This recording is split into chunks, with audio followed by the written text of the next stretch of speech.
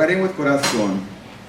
Writing becomes something more than just a physical act of placing pen to paper when one writes from heart, corazón. This form of writing becomes something sacred, an act where one intellectualizes from the heart and communicates with a reflective consciousness. Intellectualizing from the heart demands that one be open, vulnerable, and honest with the experiences and emotions that one has undergone. Communicating through the written word with corazón requires a reflective consciousness which one becomes mindful of. It enables articulation from a broader understanding of how experience shapes the self and its transformation, a transformation that can at times be long and arduous. Writing with corazón is challenging because it requires more attention and work than just structuring sentences or putting words together to communicate messages. When one writes with corazón, one embraces and reflects on specific moments of intense emotion and experience to make sense of what these moments mean to the self. When I write with corazón, I conjure the past to experience it in the present. This kind of writing invites others to do the same. When I write, I offer my own moments of pain and trauma, emotions that I've consciously decided to discuss. To write with corazón is a bold and dangerous act because it demands that one be critical and reflective while also simultaneously remaining vulnerable as one writes about what matters most and or has dramatically changed in one's life. Writing with corazón is difficult because it means constantly negotiating with self and trying to make sense of what the body feels as it processes the experience that are filled with emotion. Sometimes this results in making sense of what the body longs to vocalize. A letter from in between pain and love. Cariño. I share these words, palabras, because they can be used to help us, a generation that is seduced by notions of instant sexual gratification rather than by the weight of one's depth of their soul, intellectual and political grounding, or bonds created by shared experiences. No. Instead, we are reduced to the size of our cocks, the availability of ass, or the measure of our own sexual promiscuity. There is so much more to who we are. This is why the need to compartir, to share, to write and give voice to experiences is crucial. I don't write with an individualism that affords me a degree, because as a student, I had bared witness to the growing number of youth suicides motivated by rejection, fear, and constant threat of being found out.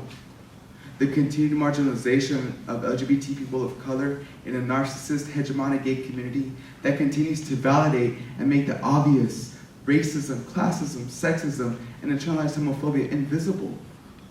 And a cultura like my own that continues to reject us as sons, brothers, tíos, and potential fathers because of their own short-sightedness. Pero, I'm here to tell you, corazón, que eres fuerte. Your very presence, honoring these words with your time, energy, and love is testimonial perhaps of your search for self, search for comunidad. Aquí estoy contigo entre estas letras. It is a luxury to write for the sake of personal academic merit, and I acknowledge and recognize that. I know that there is no guarantee that I will see tomorrow, see a generation of LGBT youth. The writings of Essex Hemphill, Joseph Bean, Gil Cuadros, and the long silence of LGBT literature of color reminds me of that. I write because my existence is fragile. My physical being is always in a constant threat by the everyday reality of physical violences motivated by homophobia. The ravages of HIV/AIDS continue to spread in our community and may come at any point in my life, or the sociocultural pressures that have us question our own self-worth each and every day. I'm here to tell you, share my words and decir that you are valid, your worth is priceless, and as women of color, queer women of color scholarship has told me, my health and intellect are contributions to my community. Come from a place of love, a place of self-affirmation, self-determination, and reject with every ounce of who you are, a place of pain, fear, that would have you believe that you are just simply a faggot, damaged goods, or just simply a fuck. No. I write from my own borderlands, San Isidro, Tijuana, and I recognize the violence I see every day. I write desperately to that young Joto questioning his own sexuality and the threats to his life at any moment. I write from a space of pain, trauma, and I tell you, in the traversing of your own abyss, your own places of pain, there is life. You just have to choose to live. Mark your own terrain, sustain, nurture, and preserve your life. If there's anything I could bestow upon you, perhaps a contribution from my own experience is that you are beautiful. Your spirit is a gift. I only ask that you learn from tragedy, learn from that place of pain, and rather than succumb to it, rather than risk all faculties of you, challenge yourself to re-love and relive again. Sometimes we condition ourselves from our own tragedy.